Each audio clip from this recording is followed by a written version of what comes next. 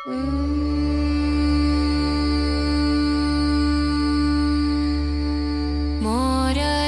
मोरया बाप्पा मोरया मोरया मोरया बाप्पा मोरया मोरया मोरया बाप्पा मोरया मोरया मोरया बाप्पा मोरया मोरया मोरया बाप्पा मोरया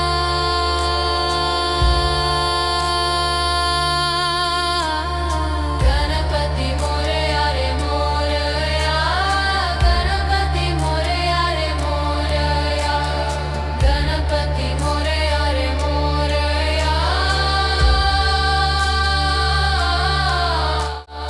मोरया मोरया बाप्पा मोरया मोरया मोरया बाप्पा मोरया मोरया मोरया बाप्पा मोरया। क्या आपको पता है अष्टविनायक में से एक ऐसे गणपति हैं जिनका नाम किसी राजा या ऋषि के कारण नहीं पड़ा, बल्कि एक छोटे से भक्त की अटूट भक्ति के कारण पड़ा। कहा जाता है कि उस बालक की भक्ति इतनी सच्ची थी कि स्वयं गणपति को पृथ्वी पर प्रकट होना पड़ा, और तभी से उस गणपति को भगवान से पहले एक छोटे से भक्त के नाम से पुकारा जाता है। बल्लालेश्वर गणपति महाराष्ट्र के रायगढ़ जिले में एक छोटा सा गांव है, पाली। उसी गांव में रहते थे एक अमीर व्यापारी कल्याण सेठ और उनकी पत्नी इंदुमती। उनका एक बेटा था बल्लाल, उम्र सिर्फ 13 साल, लेकिन दिल बहुत ही नाजुक और भक्ति से भरा हुआ। वह रोज घर के काम में माता पिता की मदद करता, लेकिन उसके दिल में बसता था एक ही नाम, गणपति बापा। हर सुबह बल्लाल अपने दोस्तों के साथ गांव के पास वाले घने जंगल में जाता। वह हमेशा सोचता था मिट्टी से भी भगवान का रूप बनाया जा सकता है।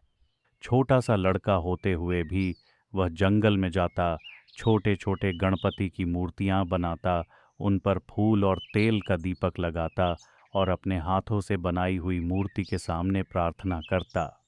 उसकी भक्ति देखकर सारे बच्चे उसके साथ मिलकर जोर से बोलते, गणपति बाप्पा मोरया।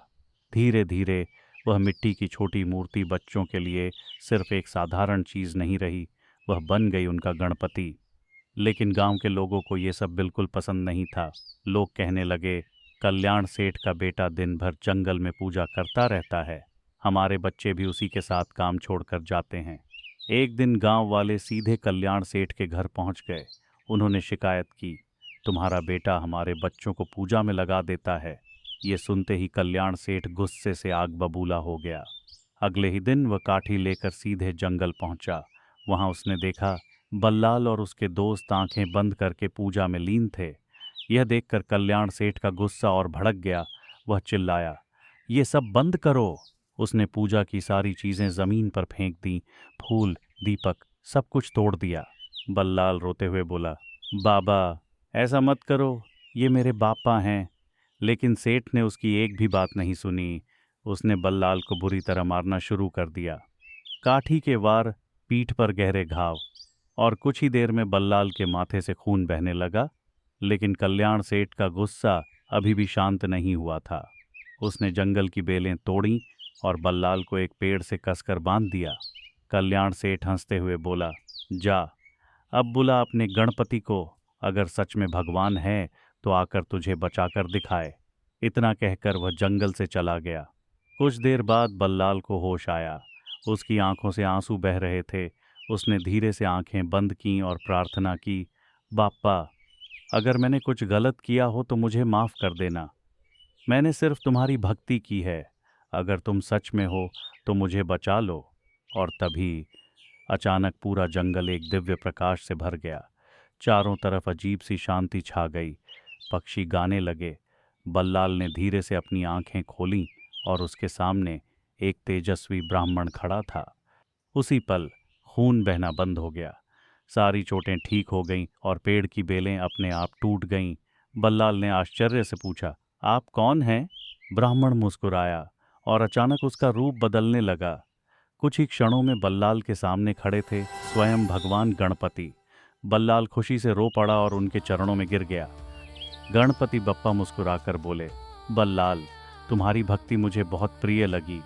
तुमने मुझे इतने प्रेम से पुकारा कि मुझे स्वयं यहाँ आना पड़ा। यह सुनकर बल्लाल और भी भावुक हो गया।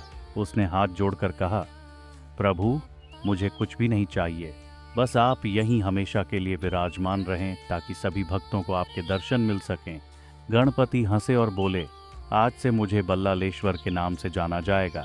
वहीं पर बाद में पाली का प्रसिद्ध बल्लालेश्वर गणपति मंदिर खड़ा हुआ। आज भी लाखों भक्त वहां जाकर कहते हैं, गणपति बाप्पा मोरया, बल्लालेश्वर मोरया।